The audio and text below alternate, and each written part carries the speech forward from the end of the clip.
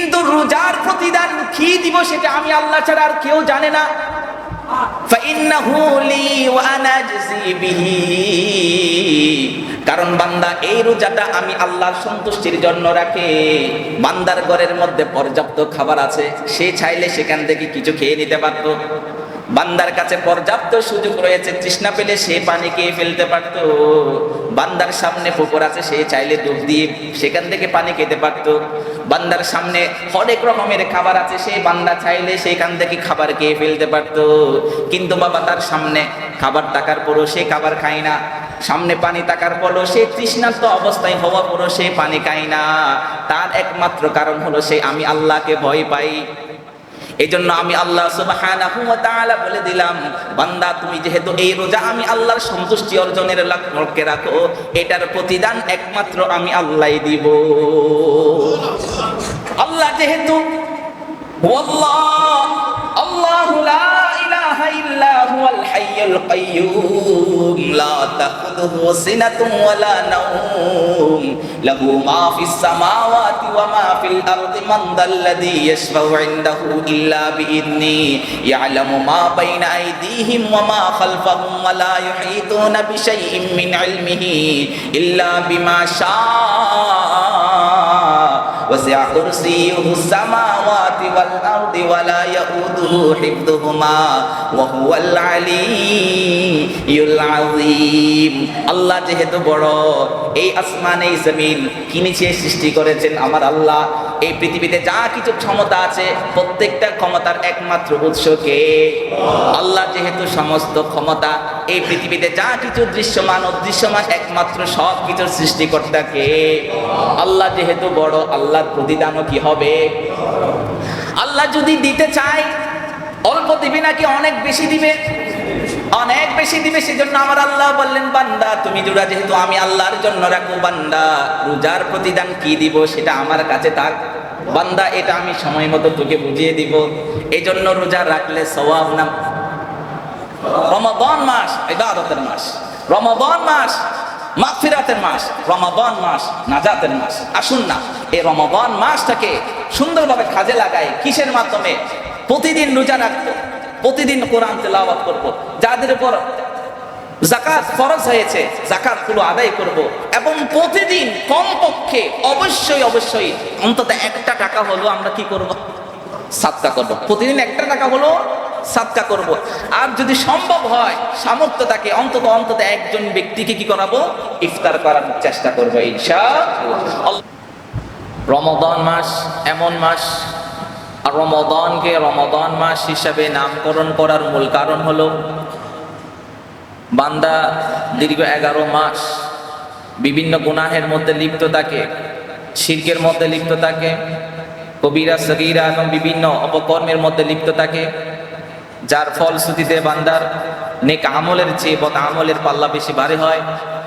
আল্লাহ সুবহানাহু ওয়া তাআলা রমাদান মাস একটা স্পেশাল মাস, রহমতের মাস, মাগফিরাতের মাস, নাজাতের মাস হিসাবে উম্মত মুহাম্মাদীকে দান করেছেন, যাতে করে এই রমাদান মাসের মধ্য দিয়ে বান্দার পূর্বের সকল গুনাহগুলো যেন আমার আল্লাহ মুছে দেন। এজন্য রমাদান মাসকে রমাদান মাস হিসাবে নামকরণ করা হয়েছে।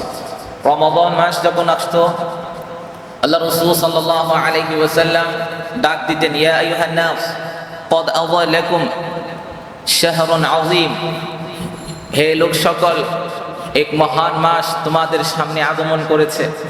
এরকম বলে আল্লাহ রাসূল সাল্লাল্লাহু আলাইহি ওয়াসাল্লাম ঘোষণা দিতেন।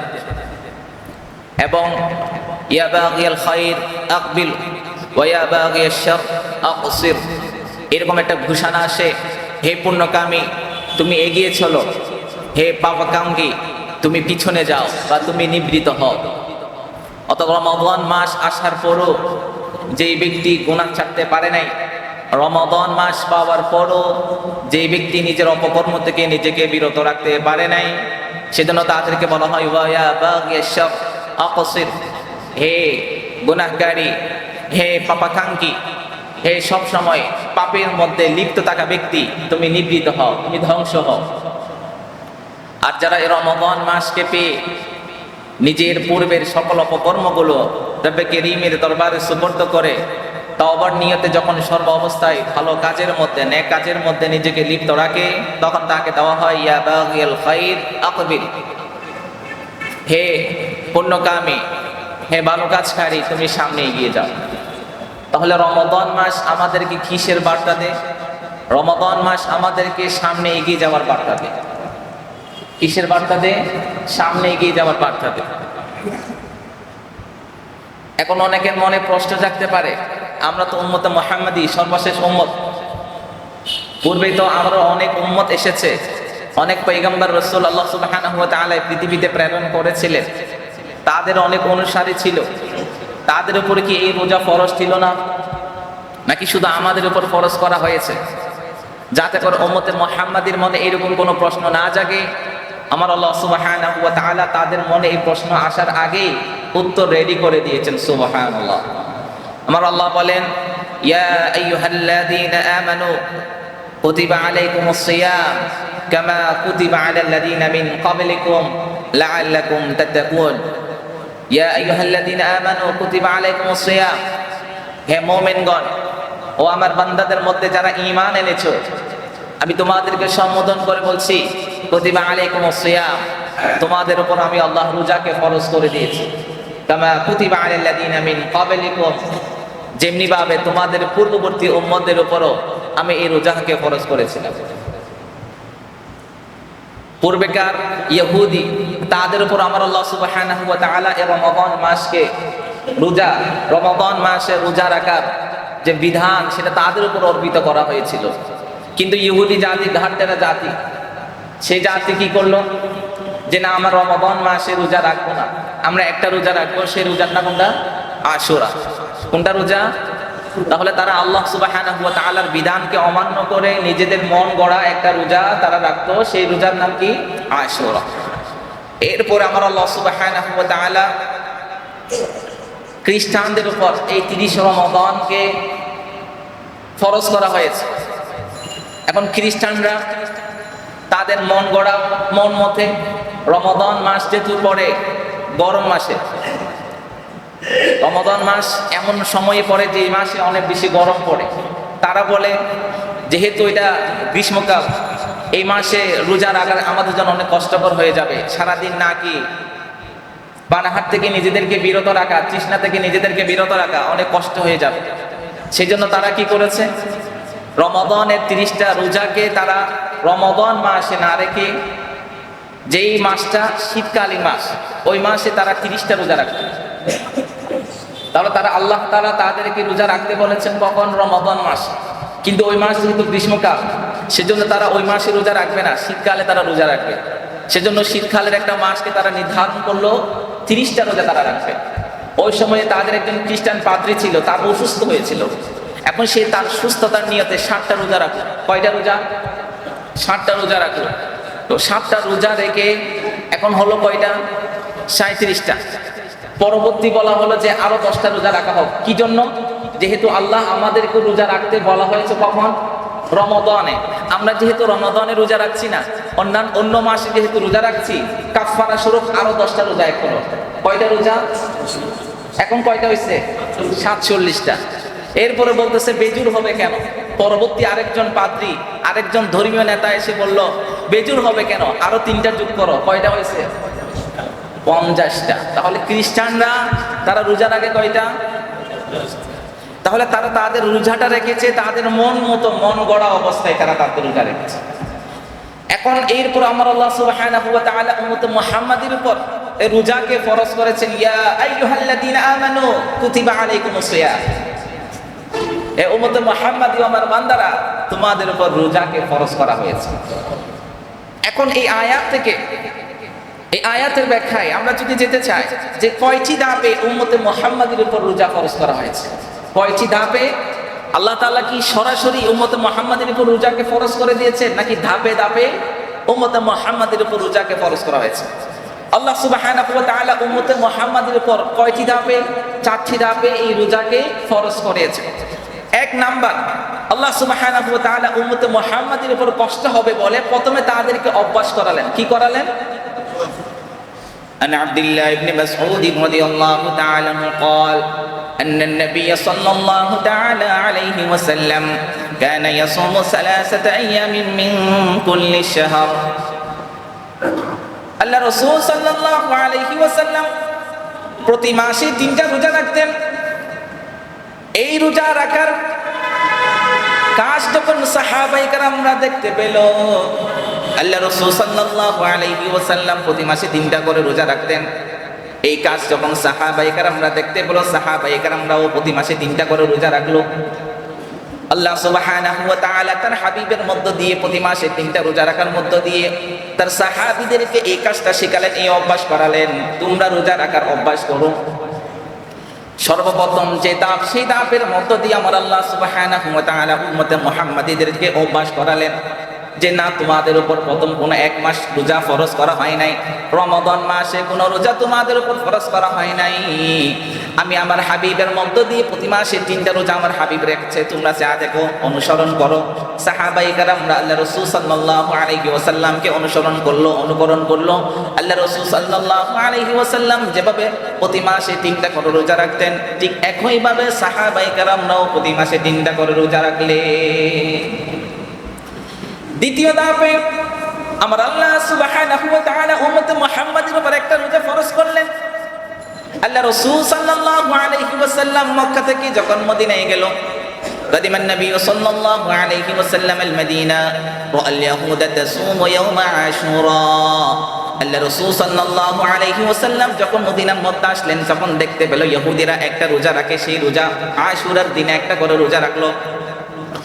فقال رسول الله صلى الله تعالى عليه وسلم ما هذا আল্লাহ রাসূল সাল্লাল্লাহু আলাইহি ওয়াসাল্লাম তাদেরকে জিজ্ঞাসা করলেন, মা হাযা, এটা কিসের রোজা?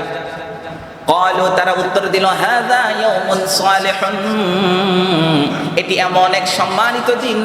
হাযা ইয়াউমুন নাজ্জাল্লাহু বনি ইসরাঈল মিন আদুইহিম, আমার আল্লাহ সুবহানাহু ওয়া তাআলা এই দিনে ফিরআউনের কবল থেকে বনি ইসরাঈলদেরকে রক্ষা করেছিলেন। সেজন্য ফাসামাহু মূসা, এটার শুকরানা মূসা আলাইহিস সালাতু ওয়াস সালাম একটা রোজা রাখলেন। তাদের বক্তব্য ছিল এমন, আল্লাহ সুবহানাহু ওয়া তাআলা ফিরআউন এবং তার অনুসারীদের অত্যাচারের কবল থেকে বনি ইসরাঈলকে মুক্ত করেছিলেন। মূসা আলাইহিস সালাতু ওয়াস সালাম এটার শুকরানা একটা রোজা রেখেছিলেন। وقال رسول الله صلى الله تعالى عليه وسلم فأنا أحق بموسى منكم, আল্লাহ রাসূল সাল্লাল্লাহু আলাইহি ওয়াসাল্লাম বলেন, মূসা আলাইহিস সালাতু ওয়াস সালামকে অনুসরণ করার জন্য আমি মুহাম্মদ সাল্লাল্লাহু আলাইহি ওয়াসাল্লাম সবচেয়ে বেশি অধিকার হকদার হলো আমি মুহাম্মদ সাল্লাল্লাহু আলাইহি ওয়াসাল্লাম। ফাসামাহু ওয়া আমারা বিসিয়ামিহি, আল্লাহ রাসূল সাল্লাল্লাহু আলাইহি ওয়াসাল্লাম নিজেও রোজা রাখলেন এবং সাহাবায়ে কেরামদেরকে রোজা রাখার নির্দেশ দিলেন। এখান থেকে উম্মতে মুহাম্মাদের উপর একটা রোজা ফরজ করা হলো। যেহেতু ইহুদিরা আশুরার 10তম দিন রোজা রাখতো, আল্লাহ রাসূল সাল্লাল্লাহু আলাইহি ওয়াসাল্লাম সাহাবীদেরকে বললেন, ও আমার সাহাবীরা, খালিফুল ইয়াহুদ, তোমরা ইহুদিদেরকে অনুসরণ করো না। ইহুদিরা যেহেতু 10 তারিখ রোজা রাখতো, তোমরা হয় 9 তারিখ রোজা রাখো, না হয় 11 তারিখ রোজা রাখো। এইভাবে আল্লাহ সুবহানাহু ওয়া তাআলা উম্মতে মুহাম্মাদের উপর একটা রোজা ফরজ করলেন। দ্বিতীয় ধাপে আমার আল্লাহ সুবহানাহু ওয়া তাআলা একটু ছাড় দিলেন। আমার আল্লাহ সুবহানাহু ওয়া তাআলা বলেন, ইয়া আইয়ুহাল্লাযীনা আমানু কুতিবা আলাইকুমুস সিয়াম কামা কুতিবা আলাল্লাযীনা মিন ক্বাবলিকুম লাআল্লাকুম তাত্তাকুন আইয়ামান মা'দুদাত ফামান কানা মিনকুম মারিদান আও আলা সাফারিন ফা'iদ্দাতুম মিন আইয়ামিন উখর ওয়া আলাল্লাযীনা ইউতীকুনাহু ফিদিয়াতুন তা'আমু মিসকিন। আমার আল্লাহ সুবহানাহু ওয়া তাআলা তৃতীয় ধাপের মধ্যে একটু করে ছাড় দিলেন। আমার আল্লাহ এই আয়াত অবতীর্ণ করার মাধ্যমে উম্মতে মুহাম্মাদের জন্য রমাদান মাসে রোজা রাখাকে ফরজ করে দিলেন। ইয়া আইয়ুহাল্লাযীনা আমানু কুতিবা আলাইকুমুস সিয়াম বান্দা তোমাদের উপর আমি আল্লাহ রমাদানের রোজা রাখাকে ফরজ করে দিয়েছি। ফামান কানা মিনকুম মারিদান আও আলা সাফারিন ফাইদ্দাতুম মিন আইয়ামিন উখর ওয়া আলাল্লাযীনা ইউতীকুনাহু ফিদিয়াতুন তাআমু মিসকিন। আমার আল্লাহ সুবহানাহু ওয়া তাআলা এখানে একটু ছাড় দিলেন, তোমাদের মধ্যে যারা সামর্থ্যবান, টাকাওয়ালা আছো, সম্পদওয়ালা আছো, তারা চাইলে রোজা না রাখতে পারো, সেই রোজার বিনিময়ে তোমরা মিসকিনদেরকে ফিদিয়া দিতে পারো। তৃতীয় ধাপের মধ্যে আমার আল্লাহ একটু ছাড় দিলেন, বান্দা তোমরা যদি সামর্থ্যবান হও, টাকা পয়সাওয়ালা হও, তোমরা চাইলে রোজা নাও রাখতে পারো, কিন্তু রোজা না রাখলে যে রোজা রাখো নাই সেটার ফিদিয়া বাবদ কিছু মিসকিনদেরকে কিছু দিয়ে দাও, ফিদিয়া দিয়ে দাও, তাদেরকে খাবার দিয়ে দাও। তৃতীয় ধাপে আমার আল্লাহ একটু ছাড় দিলেন। চতুর্থ ধাপে আমার আল্লাহ সুবহানাহু ওয়া তাআলা শাহরু রমাদানাল্লাযী উনজিলা ফীহিল কুরআনু হুদাল লিন-নাসি ওয়া বায়িনাতিম মিনাল হুদা ওয়াল ফুরকান ফামান শাহিদা মিনকুমুশ শাহরা ফালইয়াসুম। আমার আল্লাহ সুবহানাহু ওয়া তাআলা চতুর্থ ধাপের মধ্যে বললেন, আর কোনো ছাড় নাই, আর কোনো ছাড় নাই। তোমাদের মধ্যে যারা এই রমাদান মাসকে পাবে, ফালইয়াসুম, তাকে অবশ্যই অবশ্যই রোজা রাখতে হবে। তৃতীয় ধাপে আমি আল্লাহ তোমাদের উপরে যে ছাড় দিয়েছিলাম, বান্দা তুমি অসুস্থ হও বা না হও, তুমি সফররত অবস্থায় থাকো বা না থাকো, যদি তুমি টাকাওয়ালা হও, তুমি যদি সামর্থ্যবান হও, তোমার সেই টাকা থেকে যে রোজা তুমি রাখো নাই সেটার জন্য একটা ফিদিয়া তুমি দিয়ে দিতে পারো, মিসকিনদেরকে তুমি খাবার দিয়ে দিতে পারো।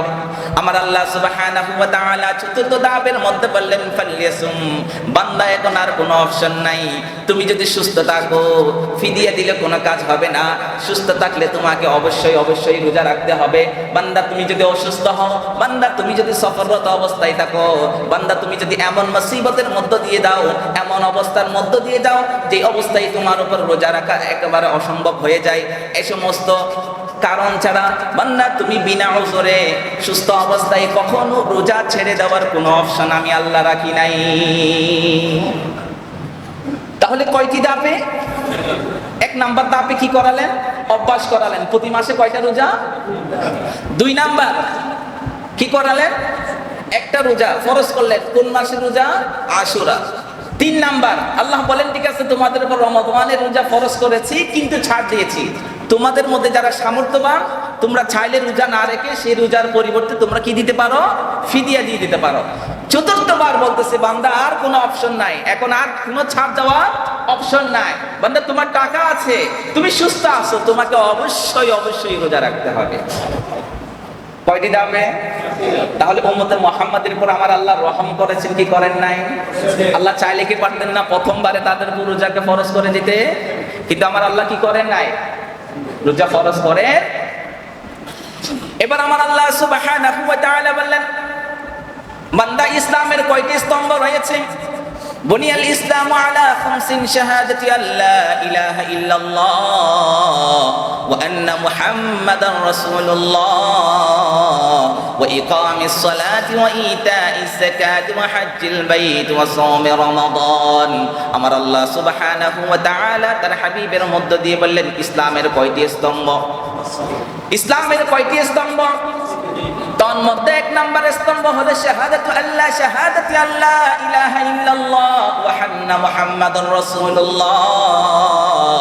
এক আল্লাহ, এটা কি করতে হবে?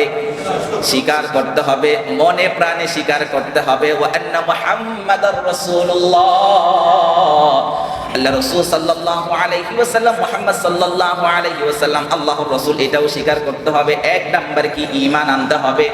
ওয়া ইকামিস সালাত, শুধু ঈমান আনলে হবে না, 5 ওয়াক্ত নামাজ তোমাদেরকে সব সময় পড়তে হবে, সঠিক সময়ে পড়তে হবে। ওয়া ইতাইজ যাকাত, তোমাদের কার সম্পদের উপর যখন যাকাত ওয়াজিব হবে অবশ্যই অবশ্যই সেই যাকাত পরিশোধ করতে হবে। ওয়া হজ্জ ওয়াল হজ্জ, তোমাদের মধ্যে যারা সামর্থ্যবান তাদের উপর জীবনে একবার হজ করা ফরজ, অবশ্যই অবশ্যই হজ করতে হবে যদি তোমরা সামর্থ্যবান হও। ওয়া সাওমি রমাদান, প্রতি বছরে যখন ঘুরে ঘুরে যখন রমাদান মাস আসবে তখন অবশ্যই অবশ্যই সেই রমাদানের রোজা রাখতে হবে। কোনো ছাড় আছে? আছে? ইস, আমার এই ছেলেটা সোনার চামচ দিয়ে সে জন্ম নিয়েছে, রোজা রাখলে তার গাল ভেঙে যাবে, শরীর নষ্ট হয়ে যাবে, চেহারার লাবণ্যটা নষ্ট হয়ে যাবে। যে বাবা রোজা রাখিস না, সমস্যা নাই, মা রোজা রাখিস না, সামনে তো তোর বিয়ে, ঈদের পরে তোর বিয়ে, এখন তুই যদি রোজা রেখে তোর চেহারার লাবণ্যটা যদি হারিয়ে যায়, আবার যদি ছেলে পক্ষ না করে দেয়, আছে না নাই এমন অনেক ফ্যামিলি। এই জন্য আমার আল্লাহ সুবহানাহু ওয়া তাআলা বললেন, ফামান শাহিদা মিনকুমুশ শাহরা ফালইসুম। বান্দা, তোমাদের মধ্যে যারা বালেগ হয়েছে, যারা সাবালেগ হয়েছে, যারা সুস্থ মস্তিষ্কের অধিকারী, যারা সুস্থ দেহে রয়েছে, তারা যদি এই রমাদান মাস পেয়ে ফালইসুম, তাকে অবশ্যই রোজা রাখতে হবে। এখন এই যে আল্লাহ সুবহানাহু ওয়া তাআলা এই যে আমাদের উপর রোজাকে ফরজ করে দিয়েছিলেন, এখন এই রোজা রাখলে এটা তো অবশ্যই একটা ফজিলত আছে, তাই না? কারণ রমাদান মাস ফজিলতের মাস, গুনাহ মাগফিরাতের একটা মাস, গুনাহ মাফের মাস, নাজাতের মাস। আমার আল্লাহ সুবহানাহু ওয়া তাআলার হাবিব আল্লাহ রাসূল সাল্লাল্লাহু আলাইহি ওয়াসাল্লাম বললেন, বান্দা, যেই রোজা তোমাদের উপর আমার আল্লাহ সুবহানাহু ওয়া তাআলা ফরজ করেছেন, সেগুলো এমনি ফরজ করে নাই। তোমাদের মধ্যে যারা এই রোজাগুলো রাখবে, তোমাদের মধ্যে যারা আল্লাহ সুবহানাহু ওয়া তাআলার সন্তুষ্টি অর্জনের লক্ষ্যে এই রোজা রাখবে, তাদের জন্য বিশাল পুরস্কারের ব্যবস্থা কে রেখেছেন? আল্লাহ রাসূল সাল্লাল্লাহু আলাইহি ওয়াসাল্লাম বলেন, মান সামা রমাদান ঈমানান ওয়া ইহতিসাবান গুফিরা লাহু মা তাকদ্দামা মিন যামবিক।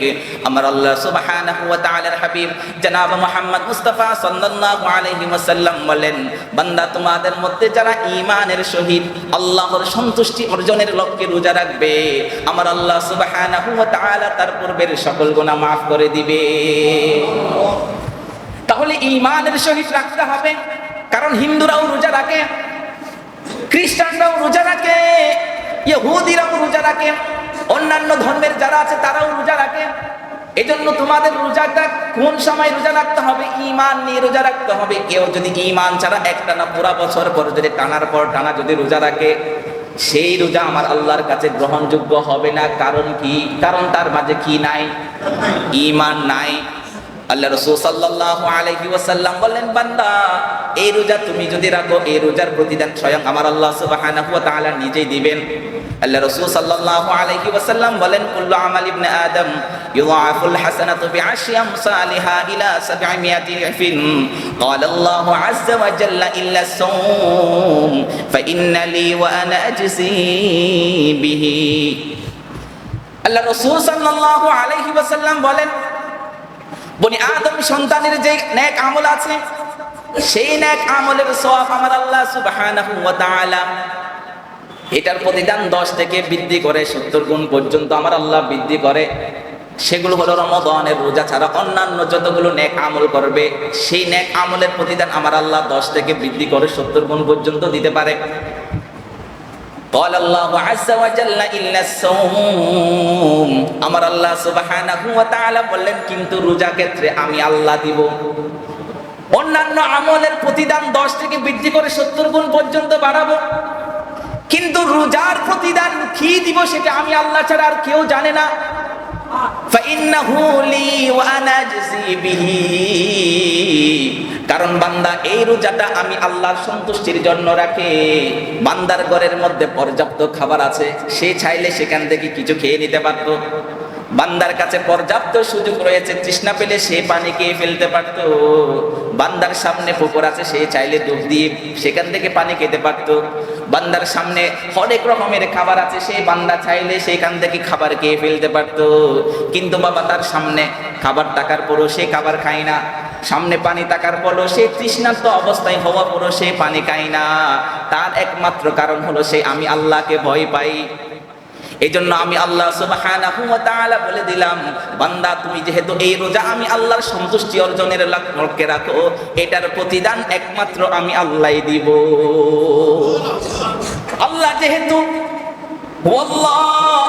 আল্লাহু লা ইলাহা ইল্লা হুয়াল হাইয়ুল কাইয়্যুম লা তাখুযুহু সিনাতুন ওয়ালা নাওম লাহু মা ফিস সামাওয়াতি ওয়া মা ফিল আরদি মান যাল্লাযী ইয়াশফাউ ইনদাহু ইল্লা বিইذনি ইয়ালামু মা বাইনা আইদিহিম ওয়া মা খালফাহুম ওয়া লা ইউহীতুনা বিশাইইন মিন ইলমিহি ইল্লা বিমা শাআ ওয়াসি'a কুরসিয়্যুহুস সামাওয়াতি ওয়াল আরদি ওয়া লা ইয়াউদুহু হিফযুহুমা ওয়া হুয়াল আলিয়্যুল আযীম। আল্লাহ যেহেতু বড়, এই আসমান এই জমিন কি নিচে সৃষ্টি করেছেন আমার আল্লাহ। এই পৃথিবীতে যা কিছু ক্ষমতা আছে প্রত্যেকটা ক্ষমতার একমাত্র উৎস কে? আল্লাহ যেহেতু সমস্ত ক্ষমতা, এই পৃথিবীতে যা কিছু দৃশ্যমান অদৃশ্যমান একমাত্র সব কিছুর সৃষ্টিকর্তা কে? আল্লাহ যেহেতু বড়, আল্লাহর প্রতিদানও কি হবে? আল্লাহ যদি দিতে চায় অল্প দিবে নাকি অনেক বেশি দিবে? অনেক বেশি দিবে। সেজন্য আমার আল্লাহ বললেন, বান্দা তুমি রোজা যেহেতু আমি আল্লাহর জন্য রাখো, বান্দা রোজার প্রতিদান কি দিব সেটা আমার কাছে থাক। বান্দা এটা আমি সময় মতো তোকে বুঝিয়ে দিব। এই জন্য রোজা রাখলে সওয়াব না, রোজা রাখলে সওয়াব। 3 নাম্বার, যেই ব্যক্তি রোজা রাখবে আল্লাহ সন্তুষ্টি অর্জনের লক্ষ্যে, আল্লাহ রাসূল সাল্লাল্লাহু আলাইহি ওয়াসাল্লাম বলেন, মান সামা ইয়াওমান ইবতিগা ওয়াজহিল্লাহ বিহা দাখালাল জান্নাহ। আল্লাহ রাসূল সাল্লাল্লাহু আলাইহি ওয়াসাল্লাম বলেন, তোমাদের মধ্যে যে ব্যক্তি এক আল্লাহ সুবহানাহু ওয়া তাআলার সন্তুষ্টি অর্জনের লক্ষ্যে রোজা রাখবে এবং সেটাই যদি তার শেষ আমল হয়, সেই রোজাই যদি তার শেষ আমল হয়, মৃত্যু হওয়া বাকি, জান্নাতে যেতে তার কোনো সময় লাগবে না। তাহলে রোজা রাখলে লাভ, লাভ না ক্ষতি?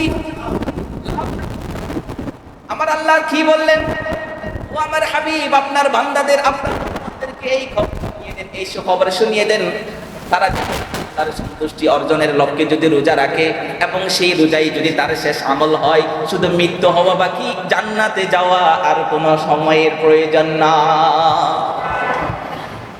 4 নাম্বার, যারা রোজা রাখবে সেই রোজাই কিয়ামতের দিন তার জন্য সুপারিশকারী হবে। আল্লাহ রাসূল সাল্লাল্লাহু আলাইহি ওয়াসাল্লাম বলেন, আসসিয়ামু ওয়াল কুরআনু ইয়াশফাআনি লিল আবদি ইয়াউমাল কিয়ামাহ। কুরআন রমাদানের দিনে মানুষ রোজা রাখে, 2 নাম্বার মানুষ কোরআন তেলাওয়াত করে। যদি কোনো বান্দা যদি রোজা রাখে রমাদান মাসে এবং যদি সেই যদি প্রতিদিন কোরআন তেলাওয়াত করে, ইয়াশফাআনি লিল আবদি ইয়াউমাল কিয়ামাহ, কিয়ামতের দিন সেই বান্দাদের জন্য সেই রোজা এবং সেই কোরআন তার পক্ষ হয়ে কি করবে? সুপারিশ করবে। ইয়াকুলু সিয়ামু আই রাব্বি মানআতুহু আত-তাআমা ওয়াশ-শাহাওয়াতি বিন-নাহার ফাশফি'নি ফি। রোজা কিয়ামতের দিন আমার আল্লাহ সুবহানাহু ওয়া তাআলা বললেন, সিয়াম আল্লাহ সুবহানাহু ওয়া তাআলা কে বললেন, হে আমার রব, আমি দিনের বেলায় তাকে পানাহার ও যৌনতা থেকে তাকে বিরত রেখেছি।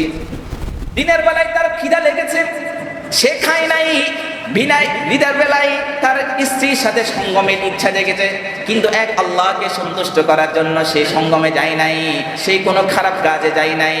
ও আল্লাহ, আমি রোজা তার পক্ষ হয়ে সুপারিশ করছি, আপনি তাকে কোথায় দেন?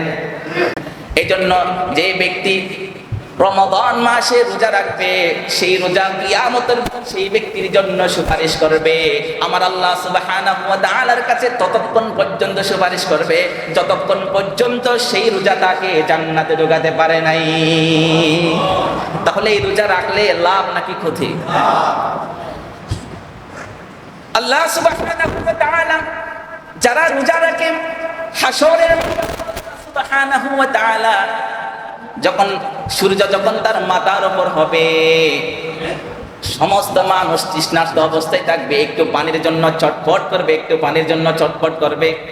ওই দিন আমার আল্লাহ সুবহানাহু ওয়া তাআলা সেই সমস্ত রোজাদার ব্যক্তিদেরকে বিশেষ পানি পান করাবেন। আল্লাহ রাসূল সাল্লাল্লাহু আলাইহি ওয়াসাল্লাম বলেন, ইন্নাল্লাহা তাবারাকা ওয়া তাআলা ওয়াদা আলা নাফসিহি আন্নাহু মান আ'তাশা নাফসাহু লাহু ফি ইয়াওমিন সাইফ সাকাল্লাহু ইয়াওমাল আতশ। আল্লাহ সুবহানাহু ওয়া তাআলা নিজের উপর এই কাজটি আবশ্যক করে নিয়েছেন, ফরজ করে নিয়েছেন। যেই ব্যক্তি আমার আল্লাহ সুবহানাহু ওয়া তাআলার সন্তুষ্টি অর্জনের জন্য রোজা রাখবে, গ্রীষ্মকালে প্রচন্ড গরম তৃষ্ণা লাগে, কিন্তু এক আল্লাহ সন্তুষ্টি অর্জনের জন্য রোজা ছাড়ে নাই। সামনে পানির কলসি, সামনে ফ্রিজের পানি, বুক দরবর করছে, ছটফট করছে, একটু পানি খেলে হইতো সে একটু শান্তি পাবে, অস্থির হয়ে আছে। কিন্তু এক আল্লাহ তো দেখে আছেন, সেই আল্লাহর ভয়ে সেই বান্দা সেই মুহূর্তে কোনো পানি পান করে নাই। এক আল্লাহর সন্তুষ্টি অর্জনের জন্য গ্রীষ্মকালে সে রোজা রেখেছে, পিপাসার্থ থেকেছে। আমার আল্লাহ সুবহানাহু ওয়া তাআলা বললেন, আমি আল্লাহ সেই বান্দাদেরকে কিয়ামতের দিন যেই সময়ে মানুষদের সবচেয়ে বেশি পানি পান করার প্রয়োজন হবে, সেই সময় আমি আল্লাহ তাকে বিশেষ পানি পান করাবো। তাহলে রোজা রাখলে সওয়াব নাকি ক্ষতি? এজন্য আমার আল্লাহ সুবহানাহু ওয়া তাআলা বললেন, বান্দা সারা দিন যখন তুমি রোজা রাখো, তোমার মুখ দিয়ে বিভিন্ন ধরনের দুর্গন্ধ বের হয়।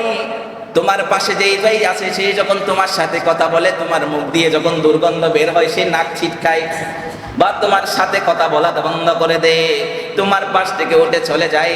ও বান্দা, তোমার যেই মুখ দিয়ে যেই গন্ধ আছে সেই গন্ধগুলো আমার আল্লাহর কাছে মেশক আম্বরের চেয়ে খুশবু।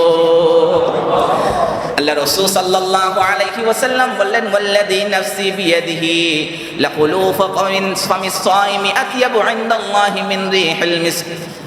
সেই সত্তার শপথ যার হাতে আমি মুহাম্মদ সাল্লাল্লাহু আলাইহি ওয়াসাল্লামের জীবন, রোজাদারের মুখের গন্ধ আমার আল্লাহ সুবহানাহু ওয়া তাআলার চেয়ে আমার আল্লাহ সুবহানাহু ওয়া তাআলার নিকট মিশক আম্বরের সুগন্ধের চেয়ে আরো বেশি সুগন্ধ। তাহলে এই রোজা রাখলে লাভ নাকি ক্ষতি? ও আমার ভাইরা, যারা বেশি স্মোক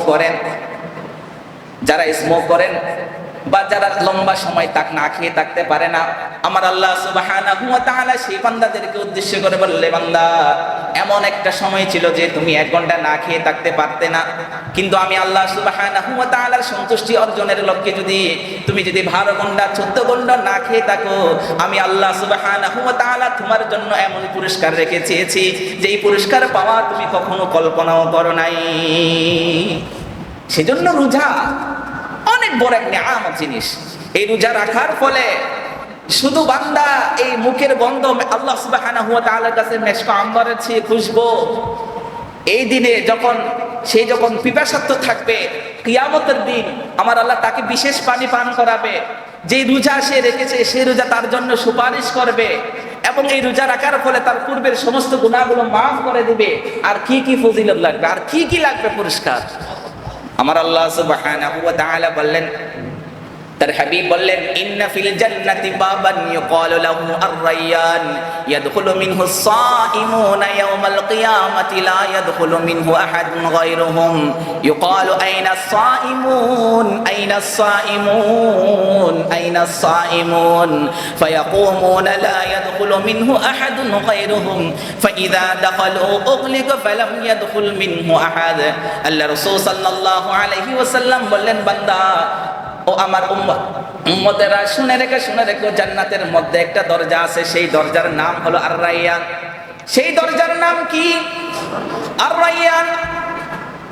ইয়াদখুলু মিনহু আস-সাইমুনা ইয়াওমাল কিয়ামা। কিয়ামতের দিন ওই দরজা দিয়ে শুধু তারাই ঢুকবে যারা রোজাদার ছিল। একটা দরজা থাকবে, যে দরজা দিয়ে শুধু কারাই ঢুকবে, রোজাদাররাও ঢুকবে। লা ইয়াদখুলু মিনহু আহাদুন গায়রুহুম।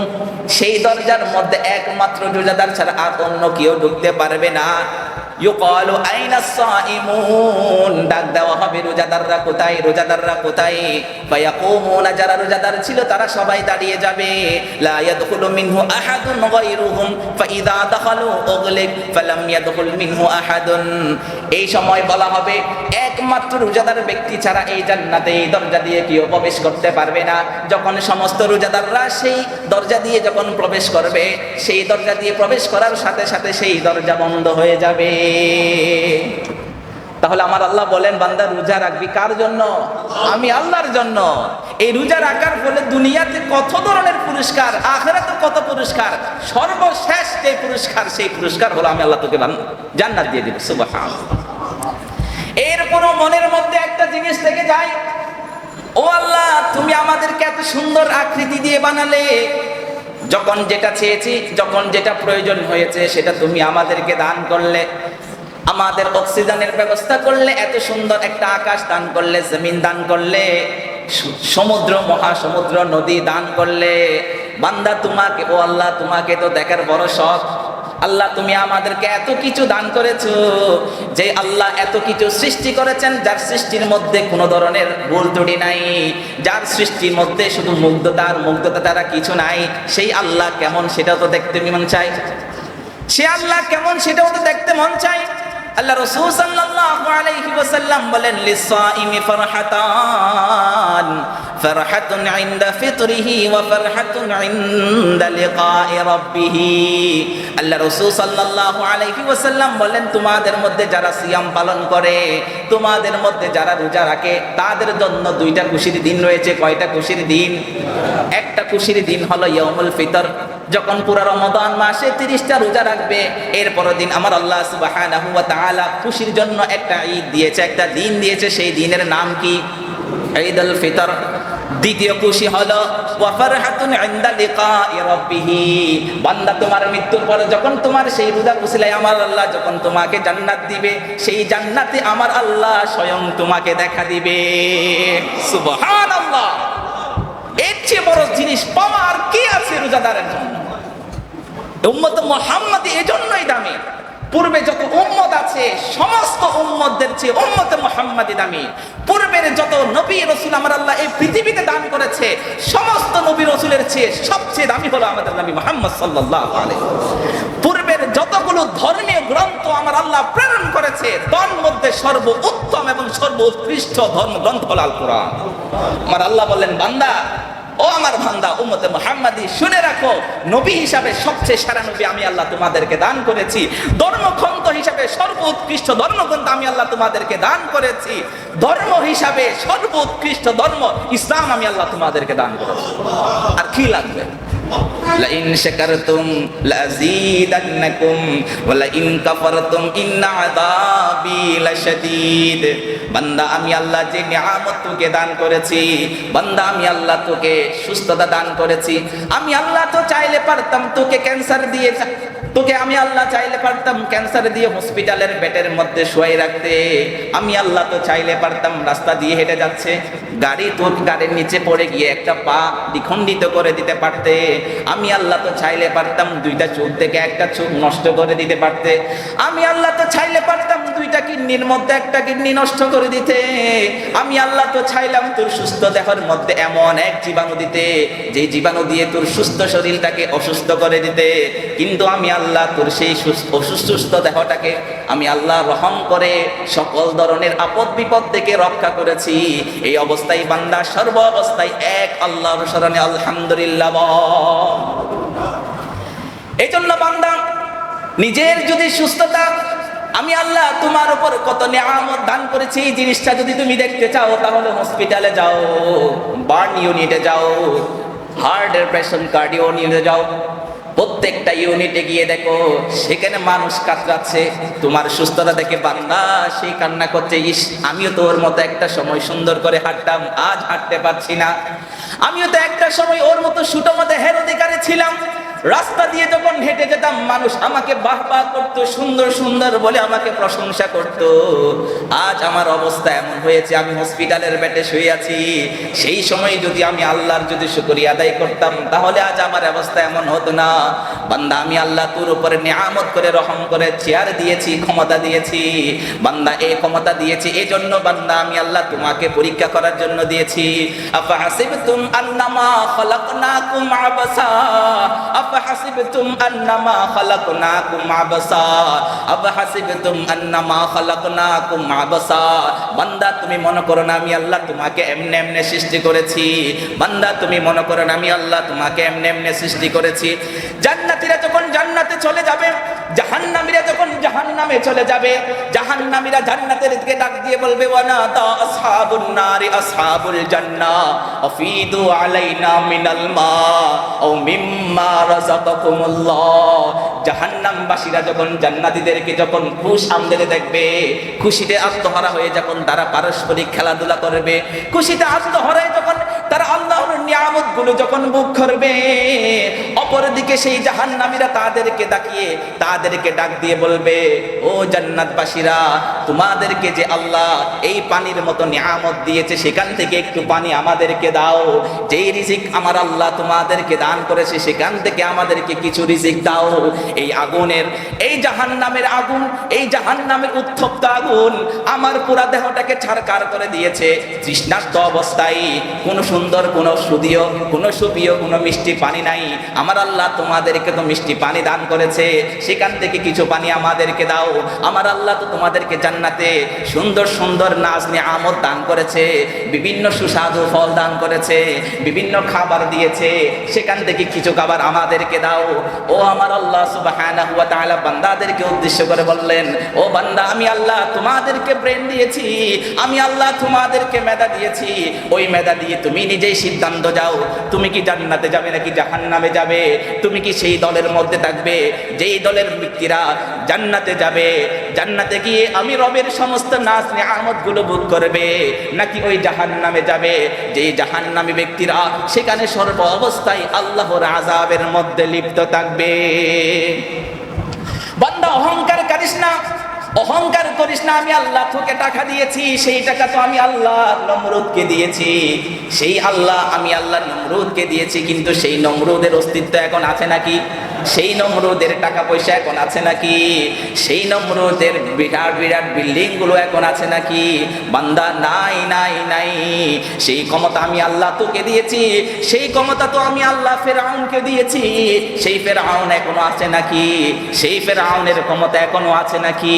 এই জন্য আমার আল্লাহ সুবহানাহু ওয়া তাআলা, বান্দা যখন অহংকারী হয়ে যায়, বান্দা যখন ক্ষমতা লোভী হয়ে যায়, বান্দা যখন টাকা লোভী হয়ে যায়, বান্দা যখন নিজের আত্মীয় স্বজনের উপর অত্যাচার করে, বান্দা যখন ব্যবসার মধ্যে যখন লুটরাজ করে, বান্দা যখন চাঁদাবাজি করে, বান্দা যখন সুদের লেনদেন করে, বান্দা যখন ঘুষের লেনদেন করে, আমার আল্লাহ সুবহানাহু ওয়া তাআলা তার অতীতকে স্মরণ করিয়ে দিয়ে বললেন, আল্লাহ তাআলাল ইনসানি হিনুম মিনাদ দাহর লাম ইয়াকুন শাইআম মাযকুরা। বান্দা, একটা সময় এমন ছিল তোমাকে পরিচয় দেওয়ার মতো উল্লেখযোগ্য কোনো পরিচয় তোমার ছিল না। বান্দা, এমন একটা সময় ছিল যেই সময় তুমি একটা নাপাক পানিতে রূপান্তরিত ছিলে, একটা নাপাক পানিতে ছিলে। আমি আল্লাহ সুবহানাহু ওয়া তাআলা সেই নাপাক পানিতে একটা সুন্দর দেহ আমি আল্লাহ তোকে দান করেছি, তোমার দেহের মধ্যে আমি আল্লাহ রূহ ফুঁকে দিয়েছি। বান্দা, তুমি যেন নিঃশ্বাস নিতে পারো সেজন্য আমি আল্লাহ অক্সিজেনের ব্যবস্থা করে দিয়েছি। বান্দা, তোমার ভিতরে এমন অনেক অনেক অস্বাস্থ্যকর বাতাস রয়েছে, সেই বাতাসগুলো শোষণ করার জন্য তোমার জন্য বৃক্ষালোক আমি আল্লাহ ব্যবস্থা করে দিয়েছি। বান্দা, তোমার পানির প্রয়োজন হবে মিষ্টি পানি, সেজন্য আমি নদীর ব্যবস্থা করে দিয়েছি। বান্দা, তোমার লবণাক্ত পানির প্রয়োজন হবে, সেজন্য আমি আল্লাহ সাগরের ব্যবস্থা করে দিয়েছি।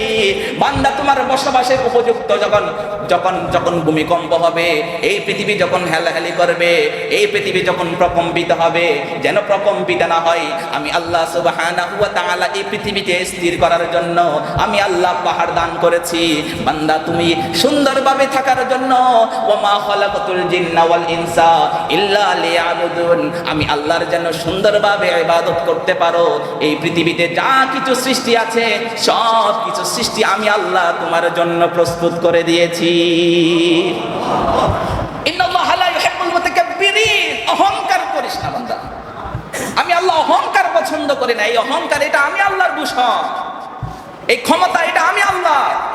কুলিল্লাহুম্মা মালিকাল মুলক তুতিল মুলকা মান তাশা ওয়া তুইজ্জু মান তাশা ওয়া তুযিল্লু মান তাশা বিয়াদিকাল খায়র ইন্নাকা আলা কুল্লি শাইইন কাদির। বান্দা, কিসের অহংকার, কিসের ক্ষমতার অহংকার করিস বান্দা? টাকা দিছি, অহংকার বেড়ে গেছে। এই টাকা, এই যে গরিব, সেই গরিবকে আমি আল্লাহ ধনী বানাতে যেমন আমার এক সেকেন্ডের প্রয়োজন হয় না, ঠিক এক ধনীওয়ালাকে গরিব বানাতো, পথের ফকির বানাতো আমার আল্লাহর এক সেকেন্ডের প্রয়োজন।